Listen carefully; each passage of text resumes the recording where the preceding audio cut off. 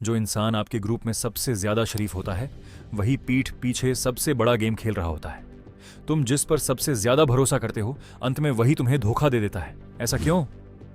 Welcome to 18 laws of human nature series. Law number 3, the law see through people mask playing. इस law का मतलब है लोगों के फेक मास्क को कैसे मास्टर किया जा सकता है और उनकी डार्क साइड्स को कैसे पढ़ा जा सकता है।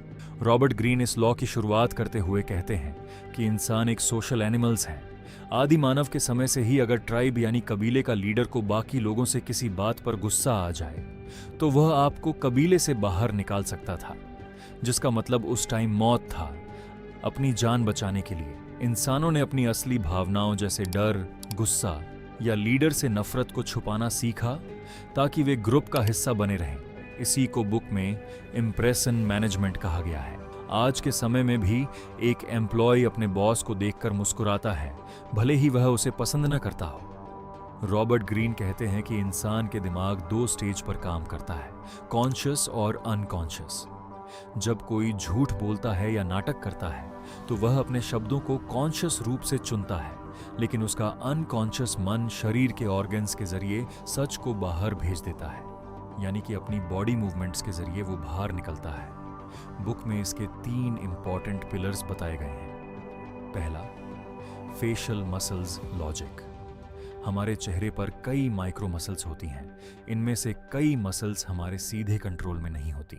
जब कोई प्योर प्लेजर यानी बहुत खुश होता है तो अनकॉन्शियस माइंड आंखों के पास की मसल्स को सिकोड़ता है, जिससे रिंकल्स बनती हैं। इसे चाहकर भी नकली नहीं बनाया जा सकता। नकली स्माइल वाला व्यक्ति सिर्फ अपने होठों की मसल्स को खींचता है, इसलिए सिर्फ होठों की स्माइल एक लॉजिकल प्रूफ है कि सामने वाला नाटक कर रहा है। दूसरा, वॉइस एंड माइक्रो एक्सप्रेशंस। जब कोई व्यक्ति अपनी असली पहचान छुपाने की कोशिश करता है तो उसके दिमाग पर मेंटल प्रेशर बढ़ जाता है।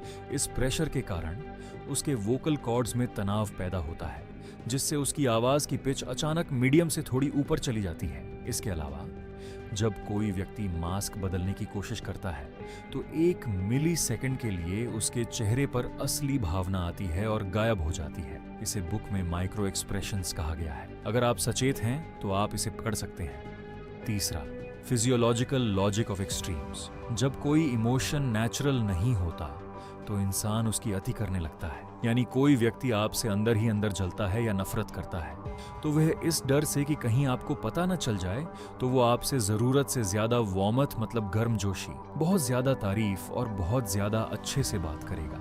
ये एक्स्ट्रा ऑर्डिनरी बिहेवियर ही इस बात का सबूत है कि वह मास्क पहने हुए है। साइकोलॉजिस्ट कार्ल जुंग के प्रिंसिपल्स को बुक में शामिल करते हुए रॉबर्ट ग्रीन समझाते हैं, बचपन से ही समाज हमें सिखाता है कि गुस्सा करना, सेल्फनेस होना या जेलासी करना बुरी बात है। हम इन इमोशंस को खत्म तो नहीं कर पाते, लेकिन इन्हें अपने अनकॉन्शियस माइंड में दबा देते हैं, जिसे द शैडो कहा जाता है। यह एनर्जी अंदर दबी हुई है, ये कहीं ना कहीं से लीक होगी ही। रॉबर्ट ग्रीन के अकॉर्डिंग ये मुख्य रूप से 2 जगहों से लीक होती है। पहला, सार्काज्म और जोक्स। लोग मजाक मजाक में अक्सर वो बात कह देते हैं जो वे असल में आपके बारे में सोचते हैं। दूसरा, स्ट्रेसफुल सिचुएशंस। जब अचानक कोई संकट आता है तो कॉन्शियस माइंड परिस्थिति को संभालने में व्यस्त हो जाता है। ऐसे में मास्क को पकड़कर रखने की उसकी एनर्जी खत्म हो जाती है और इंसान का असली रूप बाहर आ जाता है। अब रॉबर्ट ग्रीन हमें इन सब चीजों से बचने के लिए 2 काउंटर मूव बताते हैं। पहला, बिकम अ मास्टर ऑब्जर्वर। जब आप लोगों से बात करो तो उनके शब्दों को सुनना 50% कम कर दें और उनकी आंखों, हाथों की मूवमेंट, पैर की दिशा और आवाज के उतार चढ़ाव को देखना 100% बढ़ा दें। दूसरा, master the art of role playing yourself. Robert Greene कहते हैं कि ये दुनिया एक थिएटर है। अगर आप हमेशा अपनी हर भावना को चेहरे पर दिखाएंगे तो लोग आपका फायदा उठाएंगे या आपको कमजोर समझेंगे। आपको एक स्किल्ड एक्टर की तरह अपनी इमोशंस को छुपाना और सिचुएशन के अनुसार सही मास्क चुनना आना चाहिए।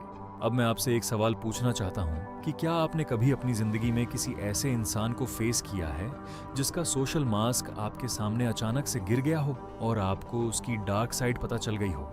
और अगर आपने बाकी के लॉज अभी भी नहीं देखे हैं तो इस वीडियो के बाद देख लेना और चैनल को सब्सक्राइब कर लेना। मिलते हैं नेक्स्ट वीडियो में।